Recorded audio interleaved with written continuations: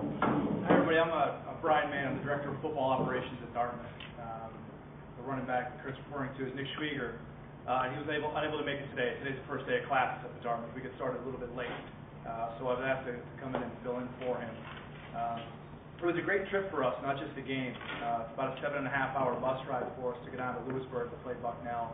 And luckily, because we weren't in classes yet, we were actually able to leave a day early. So we left Hanover on Thursday for the Saturday game and took a side trip to Cooperstown. So we let the kids go out and hang out at the Baseball Hall of Fame, something to kind of break up the monotony of training camp or preseason camp, and I think they really enjoyed it. But it made for a different experience than any of us have had, and I played football at Dartmouth years ago, and we never had the 2-day trip either, so it was something different and unique. The game itself, I think, as Kurt alluded to, we started off a little bit slow.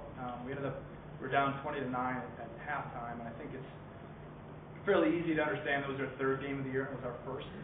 We were a little sloppy. They were pretty polished to get things started off on kind of in all facets. They had some great special teams plays. We struggled a little bit on special teams, and they kind of took advantage of that. And luckily, at halftime, we were able to make some great adjustments. I think it's easy to see. We went out and hired 2 new coordinators this year.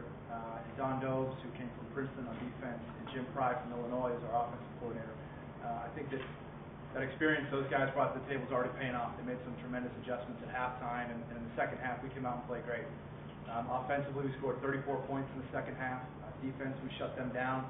They had a freshman quarterback who, both in the air and with his feet, had given us fits in the first half. He's a great athlete. We were able to contain him a little bit. And on special teams, we blocked the punt. We had some great returns, really put the team in a position to kind of hit them on all 3 fronts. But for Nick specifically, he was a workhorse for us. He had 25 carries for 216 yards. He had 57 yards in receiving as well. And it's kind of a little bit that fits his personality. He's a tough kid. Pound for pound, he's one of the strongest kids that we have on the team. And every day he comes to work and is a leader on the football team, and not necessarily in a vocal way. It's not to say that he's not afraid to get out there and to help get the guys excited.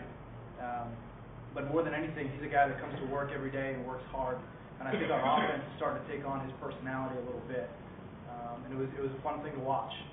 He's a tough kid. He's willing to put his nose in there and to try to knock kids around a little bit. And he also broke a couple long runs for us as well. He's a Massachusetts kid, which is great that he was able to get this award here. Played at Bishop Feion. He played his high school football, and he has a little brother right now who I think is tearing up the ground for them as well. But that's kind of what happened for this past week. Looking forward, we got Sacred Heart next week. It's our home opener. Classes are opening up today, as I said, which is why Nick isn't here. So the student body will be back. There's a lot of excitement around it.